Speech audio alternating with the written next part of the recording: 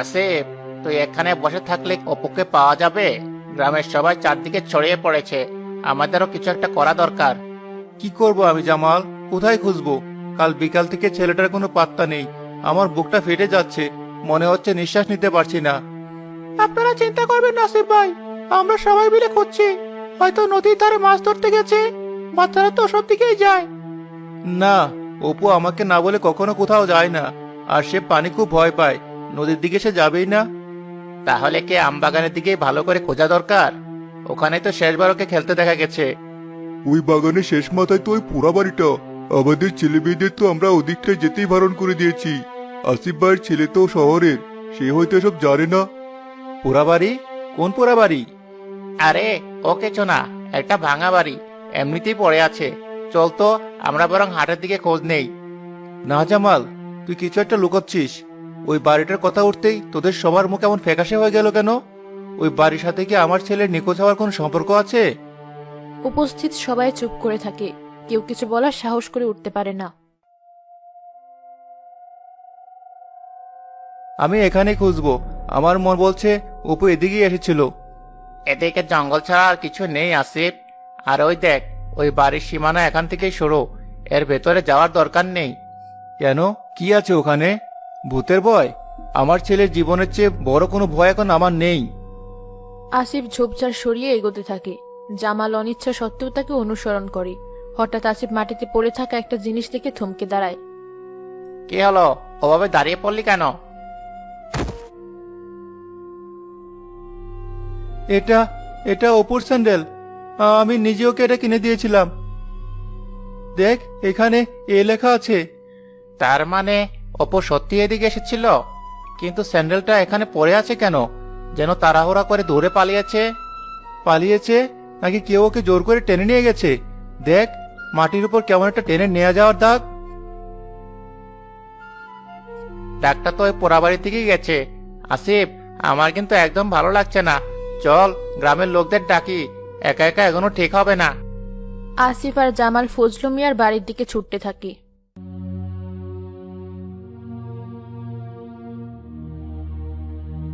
চাচা, এই দেখুন, অপুর স্যান্ডেল ওই পোড়াবাড়ির কাছে থেকে পেয়েছি। অপুর স্যান্ডেল পাওয়া গেছে ওই বাড়ির কাছে? সর্বনাশ, যে ভয়টা পাচ্ছিলাম ঠিক তাই হলো। চাচা, আপনি দয়া করে আর হেয়ালি করবেন না, আমাকে খুলে বলুন সব। কি আছে ওই বাড়িতে? কেন আপনারা সবাই ওটাকে এত ভয় পান? ভয় পাওয়ার মতোই জায়গা ওটা বাবা। ওটা শুধু একটা পরিত্যক্ত বাড়ি নয়, ওটা একটা মায়ের হাহাকারের জেলখানা। ওই বাড়িতে আমেনা নামের এক বিধবা তার একমাত্র ছেলে দুলুকে নিয়ে থাকতো। হ্যাঁ, এটুকু আমি শুনেছি, ছেলেটা দোলনা থেকে পড়ে মারা যায়। শুধু মারা যায়নি বাবা, ছেলে হারানোর শোকে মাটাও পাথর হয়ে গিয়েছিল। খাওয়া দাওয়া ছেড়ে সারাদিন ওই খালি দোলনাটার দিকে তাকিয়ে বসে থাকতো। গ্রামের লোক খাবার দিয়ে এলে ছুঁয়েও দেখতো না। তারপর একদিন রাতে গ্রামের লোক দেখে আমেনার দোলনাটা দোলাচ্ছে।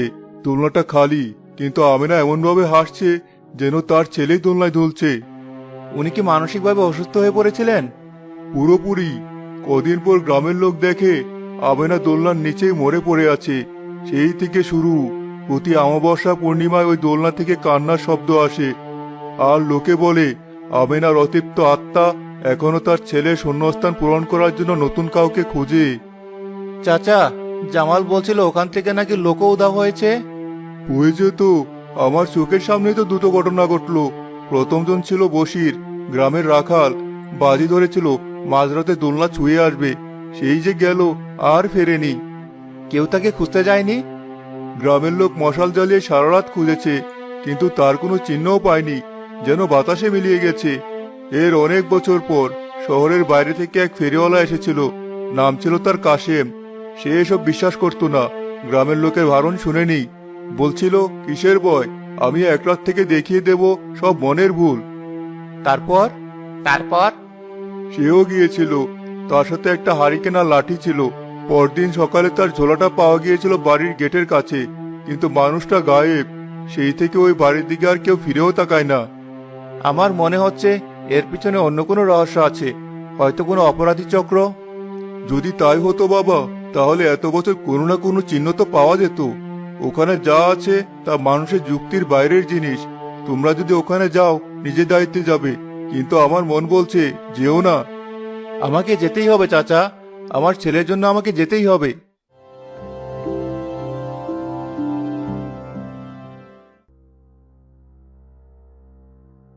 কে গোটগোটে অন্ধকার, টর্চের আলোটাও যেন এই অন্ধকার ভেদ করতে পারছে না। দেখ কেমন পচা পাতার গন্ধ আসছে। শক্ত হো জামাল, ভয় পেলে চলবে না, অপুর কথা ভাব। আমি ভয় পাচ্ছি না, তবে গা ছমছম করছে। চল ভেতরে যাই, যা আছে কপালে। তারা সাবধানে ভেতরে প্রবেশ করে। উঠোনের মাঝখানে আম গাছটার নিচে দোলনাটা স্থির হয়ে আছে, কোনো শব্দ নেই। দোলনাটা তো স্থির, কোনো শব্দ তো নেই। হয়তো ফজলু চাচার কথা সত্যি নয়। চল আগে বাড়িটার ভেতরটা ভালো করে খুঁজে দেখি। তারা টর্চের আলো ফেলে বাড়ির ভেতরে ঢুকে। মাকড়সার জাল আর ধুলোর পুরো আস্তরণ। হঠাৎ জামাল একটা ঘরের দেয়ালে কিছু একটা দেখে থেমে যায়। আসিফ, এদিকে আয়, দেখ। কি? দেয়ালে আঁকা ছবি। দেখ, দুটো বাচ্চা ছেলে একসাথে দোলনায় দুলছে। একটা ছেলের মুখ চেনা চেনা লাগছে। এটা তো অপুর মুখ, কিন্তু এই ছবি এখানে কে আঁকলো? আর পাশের ছেলেটাই বা কে? ছবিটা দেখ, কয়লা দিয়ে আঁকা। মনে হচ্ছে খুব বেশিক্ষণ আগে আঁকা হয়নি।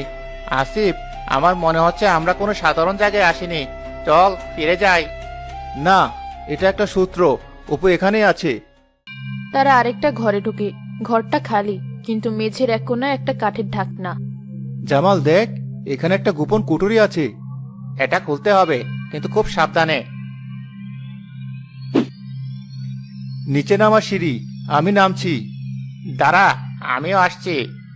তারা নিচে নামতেই দেখে ছোট্ট একটা স্যাঁতসেঁতে ঘর। ঘরের কোণায় একটা নীল রঙের গেঞ্জি পরে আছে। এটা অপুর জামা, আমি ওকে জন্মদিনে দিয়েছিলাম। তার মানে অপু এখানে আছে।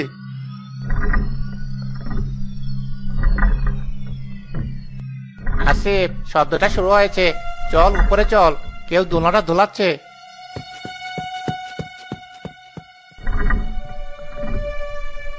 এটা এটা কিভাবে সম্ভব? হঠাৎ আম গাছের পেছন থেকে একটা ছায়ামূর্তি বেরিয়ে আসে। আমার সোনা, এসেছিস তুই? আসিফ, ওটা কি? ওটা তো মানুষ নয়। আপনি কে? আমার ছেলেকে দেখেছেন? তার নাম অপু, সে নীল রঙের গেঞ্জি পরেছিল। কত রাত হলো, এখনো ঘরে ফিরলি না? মাঝে তোর জন্য অপেক্ষা করছে। আসিফ, ও আমাদের কথা শুনতে পাচ্ছে না। চল এখান থেকে পালাই। হঠাৎ বাড়ির ভেতর থেকে একটা শিশুর খিলখিল হাসির শব্দ শোনা যায়। মা, আমি এখানে। আমার নতুন বন্ধু আছে, আমরা খেলছি। ওটা কার কণ্ঠ? ও কি অপু? ও আমার দুলু, সে আর একা নয়, সে একজন খেলার সাথী পেয়েছে। তোমাদের ছেলে খুব ভালো, সে আমার দুলুকে ভয় পায়নি। তোমরা এখান থেকে চলে যাও, আমার ছেলেদের শান্তিতে খেলতে দাও। একটা অদৃশ্য শক্তি আসিফ আর জামালকে ধাক্কা দিয়ে বাড়ির বাইরে ফেলে দেয়। গেটটা বিকট শব্দে বন্ধ হয়ে যায়। তারা ভয়ে বাড়িতে ফিরে আসে। তুই দেখেছিস কি শক্তি?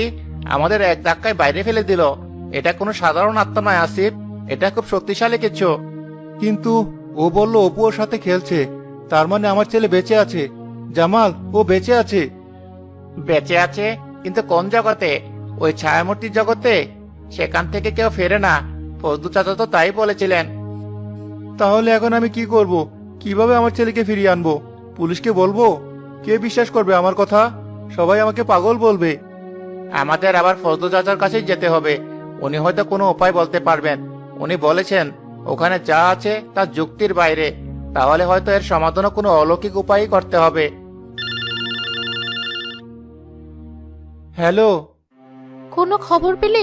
আমি সারা রাত ঘুমাতে পারিনি। আচ্ছা, অপু কি তোমাকে কিছু বলেছিল? কাল সকালেও বলছিল ও নাকি একটা নতুন বন্ধু পেয়েছে। সে একটা পুরনো ভাঙা বাড়িতে থাকে, আর তার একটা সুন্দর দোলনা আছে। আমি তখন ওর কথায় কান দেইনি।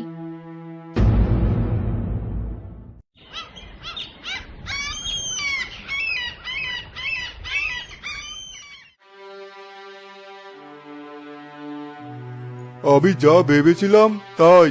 অপু সরল মনে ওখানে গিয়েছিল, আর আমেনার আত্মা তাকে তার ছেলের খেলার সাথী হিসাবে রেখে দিয়েছে। চাচা, এখন আমি কি করব? ওকে কিভাবে ছাড়িয়ে আনবো? জোর করে তো পারলাম না। জোর করে ওর সাথে পারা যাবে না বাবা। ও একজন মা তার সন্তানের জন্য যা করতে পারে তার কোনো সীমা নেই। ওকে ভয় দেখিয়ে বা শক্তি দিয়ে হারানো যাবে না, ওকে বোঝাতে হবে। বোঝাতে হবে মানে? ওর কষ্টটা বুঝতে হবে, ও কি চায় সেটা জানতে হবে। ও শুধু একটা খেলার সাথী চায় না, ও ওর হারানো ছেলেকে ফিরে পেতে চায়। ও সেই শূন্যতাটা যদি কেউ পূরণ করতে পারে। আমি একজন বাবা, আমিও আমার সন্তানকে খুঁজছি। আমার কষ্টটা কি ও বুঝবে না? বুঝবে যদি তুমি একা যাও। তোমার সাথে অন্য কেউ থাকলে ও তাকে শত্রু ভাববে। তুমি একা গিয়ে একজন বাবা হিসাবে ওর কাছে ভিক্ষে চাও। হয়তো একজন বাবার আর্তনাদ শুনলেও শুনতে পারে। তবে মনে রেখো, ও যা চাইবে তা দেওয়ার প্রতিশ্রুতি দিতে হবে। আমার ছেলের জন্য আমি সবকিছু করতে রাজি। আজ রাতে আমি আবার যাব, একা।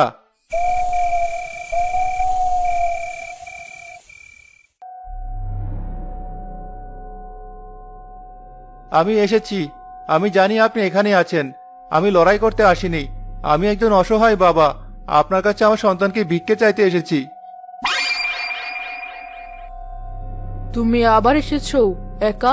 তোমার ভয় করে না? না, কারণ আমি জানি আপনি একজন মা। আপনি আমার ক্ষতি করবেন না। দয়া করে আমার ছেলেকে ফিরিয়ে দিন। তাকে ছাড়া আমার স্ত্রী, আমরা মরে যাব। তোমার ছেলে এখানে খুব খুশি, আমার দুলুও খুব খুশি। আমি ওদের এই আনন্দ কেড়ে নিতে পারবো না। এটা আনন্দ নয়, এটা মায়া, এটা ঘোর। আমার ছেলে তার বাবা মাকে ছাড়া খুশি থাকতে পারে না। তার প্রিয় গাড়িটা ছাড়া সে ঘুমাতে পারে না।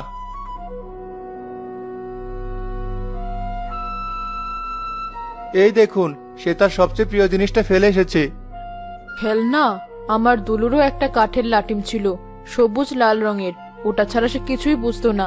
যেদিনও দোলনা থেকে পড়ে গেল, লাটিমটা ছিটকে কোথায় যেন হারিয়ে গেল। আমি অনেক খুঁজেছি, কিন্তু পাইনি। আমি কথা দিচ্ছি, আপনি যদি আমার অপুকে ফিরিয়ে দেন, আমি আপনার দুলোর জন্য ঠিক ওইরকম একটা লাটিম বানিয়ে আনবো। তুমি পারবে?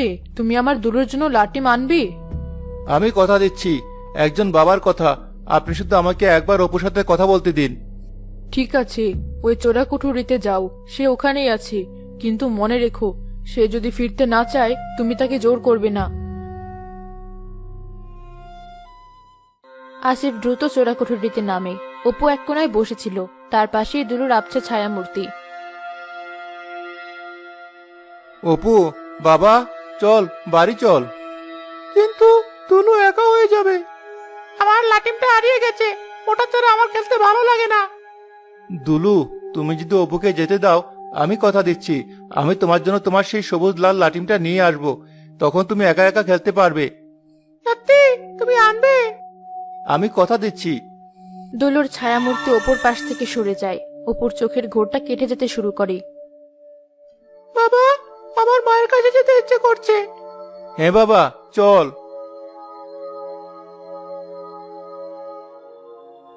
আমি আমার কথা রাখবো। আমি খুব তাড়াতাড়ি ফিরে আসবো।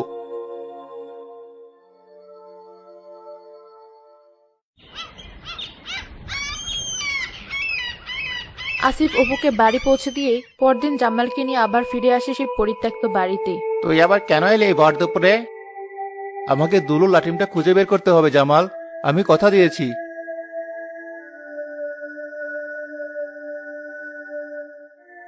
এত বছর পর কি আর ওটা পাওয়া সম্ভব? হয়তো মাটির সাথে মিশে গেছে। তবুও আমাকে চেষ্টা করতে হবে। ঘন্টার পর ঘন্টা খোঁজার পর আমগাছের এক পুরনো ফোকরের ভেতর থেকে আসিফ পচে যাওয়া একটা কাঠের টুকরো বের করে আনে। ওটার গায়ে এখনো সবুজ লাল রঙের সামান্য আভা লেগে আছে। পেয়েছি। জামাল দেখ, এটাই সেই লাটিম। কিন্তু এটা তো খেলার মতো অবস্থায় নেই, একদম নষ্ট হয়ে গেছে। হোক, আমি প্রমাণ পেয়েছি। এবার আমি ঠিক এরকম একটা নতুন লাটিম বানাবো। গ্রামের কাঠমিস্ত্রি ইদ্রিস চাচা হয়তো পারবেন। আরে, এই তো, এ তো সেই দুলোর লাটিম। আমার স্পষ্ট মনে আছে, ওর বাবা আমার কাছ থেকে এটা বানিয়ে নিয়েছিল। আহারে, কি ফুটফুটে ছেলে ছিল। আর আমি না, বড় ভালো মানুষ ছিল। চাচা, আপনি কি ঠিক এরকম আরেকটা বানিয়ে দিতে পারবেন? অবিকল একই রকম। পারবো বাবা, পারবো। কেন পারবো না? যার জিনিস তাকে তো ফিরিয়ে দিতেই হবে। তুমি ঠিক কাজ করেছো বাবা। অতৃপ্ত আত্মাকে শান্তি দিলে নিজেরও শান্তি মেলে। ইদ্রিস চাচা পরম যত্নে নতুন কাঠ দিয়ে লাটিম বানাতে শুরু করেন। না বাবা, ঠিক আগের মতো বানিয়ে দিলাম, রংটাও শুকিয়ে গেছে। অনেক ধন্যবাদ চাচা, আমি আপনার কাছে চিরঋণী থাকবো। আমার ঋণ নয় বাবা, ওই দুঃখী মায়ের ঋণ শোধ করো। যাও, আর দেরি করো না।